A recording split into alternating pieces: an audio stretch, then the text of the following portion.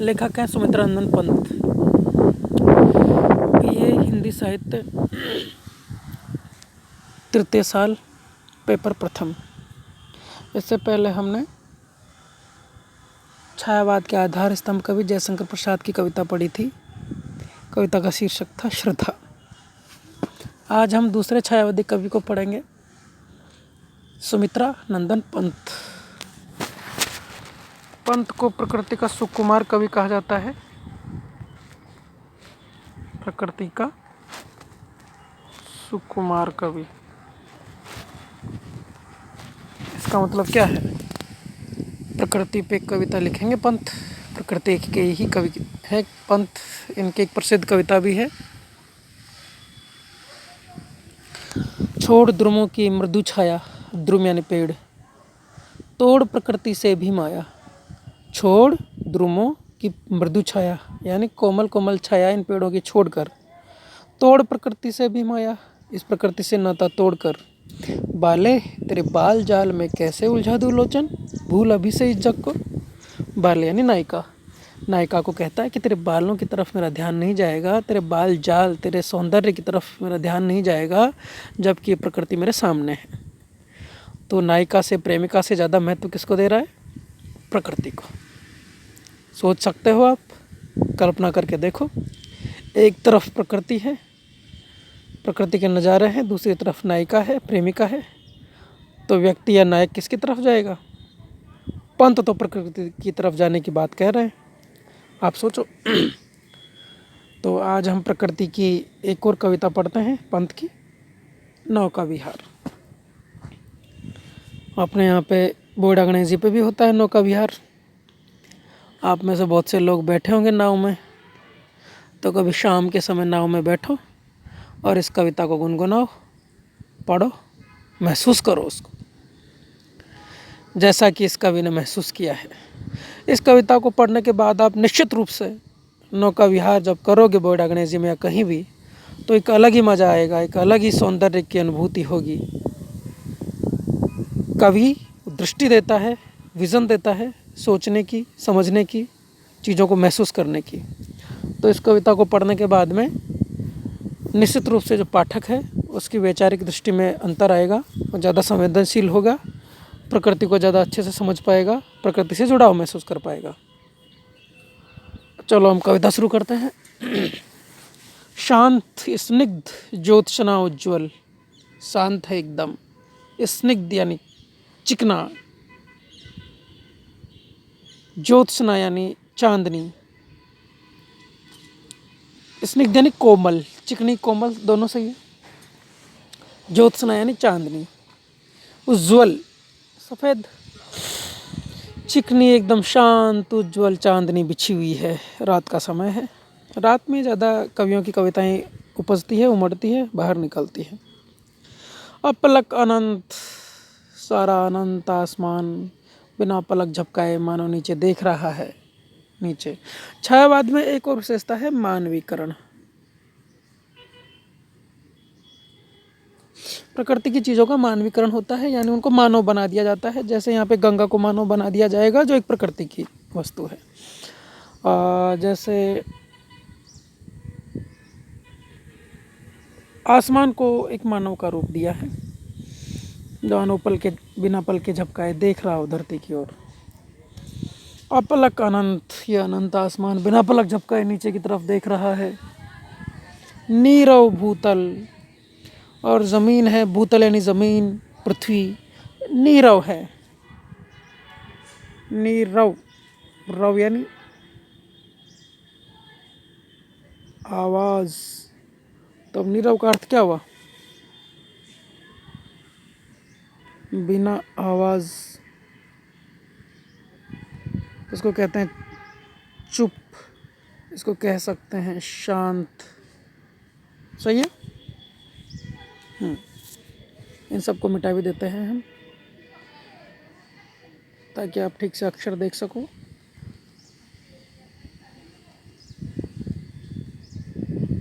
हाँ, नीरव भूतल, ज़मीन एकदम चुप है या शांत है या बिना आवाज़ के है, खामोश है। नीरव यानी खामोश, ज़मीन भी चुप है, आसमान देख रहा है लगातार बिना पलक झपकाए पृथ्वी की ओर। सैकत सैया पर दुग्ध धवल तनवंगी गंगा ग्रीष्म विरल। किसकी बात हो रही है? नौका विहार की। किस नदी में नौका विहार करने जा रहा है लेखक? गंगा नदी में। आप जाओगे किस में? आज ही शाम को जाओ बनास नदी में। महसूस करो रात का समय है, शांत स्निग्ध ज्योत्सना उज्ज्वल, शांत चिकनी कोमल मुलायम सी ज्योत्सना चांदनी चारों तरफ बिखरी हुई है। अपलक अनंत आसमान नीचे देख रहा है मानो बिना पलक झपकाए। नीरव भूतल चारों तरफ सन्नाटा छाया हुआ है जमीन पर।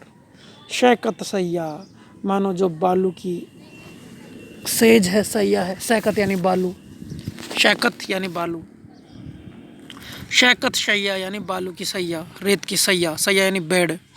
मानो ये कोई गंगा कोई स्त्री है, मानो गंगा कोई स्त्री है और इस बालू की रेत पर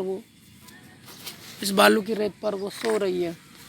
सैकत सैया पर दुग्ध धवल तनवंगी गंगा ग्रीष्म विरल। दूध जैसे धवल यानी सफ़ेद, वाइट। सैकत यानी बालू रेत। नदी के दोनों तरफ किनारों पर बालू रेत इकट्ठी हो जाती है, नदी उसको डालती जाती है।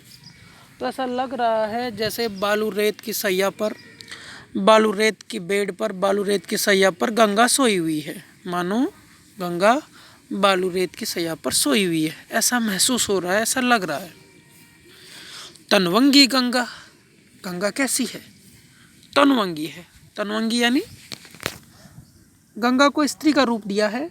तो स्त्रियां मोटी अच्छी लगती है कि कृष्णकाय या पतली अच्छी लगती है? साहित्य की नज़र से तनवंगी, तनवंगी यानी पतली, तनवंगी यानी पतली गंगा। अब गंगा दोनों तरीके से पतली है। एक तो उसकी धारा, पानी कम हो गया है तो उसका फैलाव कम हो गया है तो पतली धारा दिखाई देती है। और दूसरा अर्थ हुआ कि गंगा मानो कोई स्त्री है और वो पतले अंगों वाली है। पतले अंगों वाली तनवंगी यानी पतली है। तनवंगी गंगा ग्रीष्म विरल। ऋतु कौन सी है? गर्मी की। अगर ये चौमासे की ऋतु होती तो लेखक नहीं लिखता, तनवंगी गंगा नहीं लिखता, क्योंकि फिर तो गंगा का रूप बहुत बड़ा चौड़ा हो जाता, बढ़ जाती गंगा। और तनवंगी गंगा ग्रीष्म विरल, गंगा बहुत विरल हो गई है, यानी उसका फैलाव बहुत कम हो गया है, विरल हो गई है वो, पानी कम हो गया उसमें। ग्रीष्म विरल यानी पानी में वो उसका फैलाव, उसका प्रसार कम हो गया। लेटी है श्रांत क्लांत निश्चल, लेटी हुई है थकी हुई, क्लांत यानी थकी हुई, श्रांत क्लांत यानी थकी हुई, निश्चल। क्लांत यानी दुखी, श्रांत यानी थकी हुई, निश्चल उसमें कोई हलचल नहीं है। अभी चौमासा होता तो दहाड़ती हुई घूमती बहती नदी, बिना कोई हलचल के, जिसमें पानी नहीं है ना, कम है पानी, तो थकी हुई सी लग रही है गंगा, एकदम श्रांत और क्लांत, उदास। तापस बाला गंगा निर्मल, शशि मुख से दीपित मृदु करतल। कैसी लग रही है गंगा? जैसे कोई तपस्वी की लड़की हो, तापस वाला हो, तपस्वी बालिका हो, तपस्या करने वाली कोई स्त्री लड़की हो, तो तपस्या करने वाली स्त्री के जैसी लग रही है, तापस वाला जैसी लग रही है गंगा।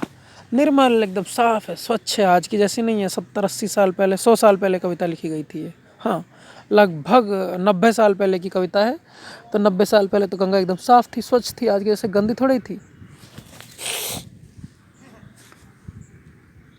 तापस बाला गंगा निर्मल, शशि मुख से द्वीपित, उसका चेहरा चंद्रमा से चमक रहा है, चंद्रमा की रोशनी उस पर पड़ रही है।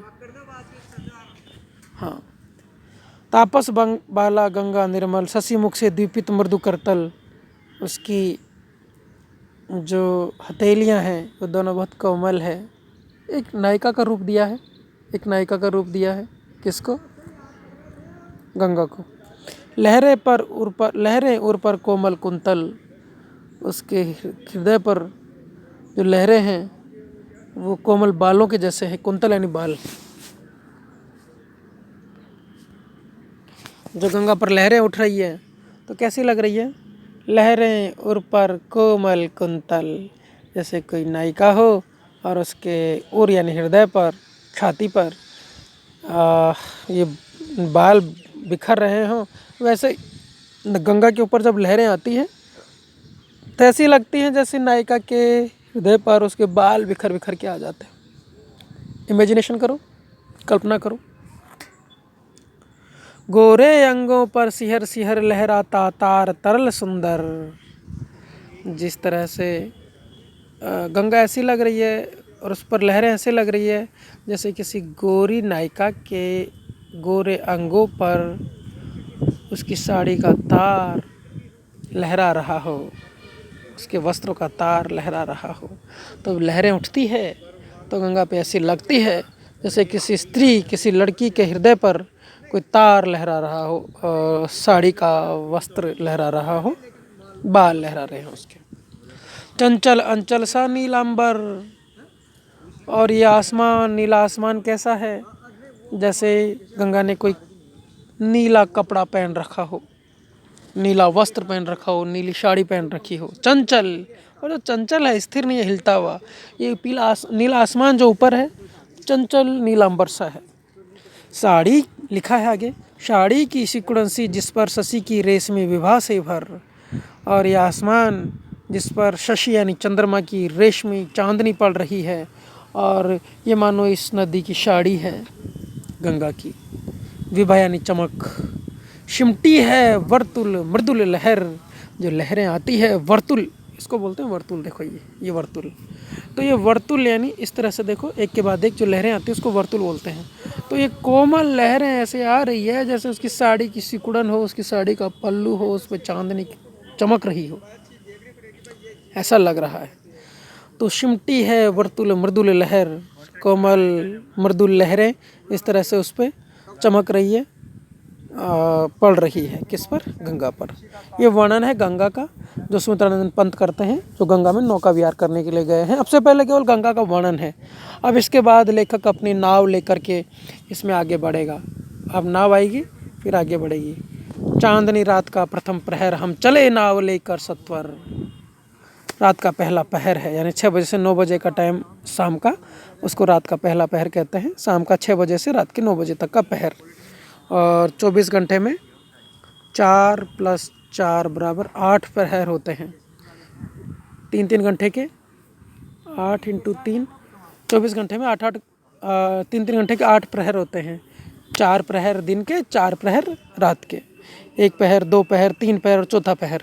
4 प्रहर दिन के, 4 प्रहर रात के, तो 24 घंटे में 8 प्रहर। कबीर की कविता भी है, 8 पहर का दाजना मुँह पे सया न जाए, 8 पहर का दाजना मुँह पे सया न जाए।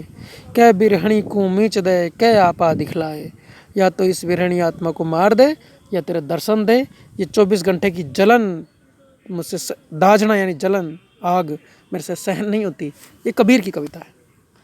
तो इससे आगे हम कल पढ़ेंगे। धन्यवाद।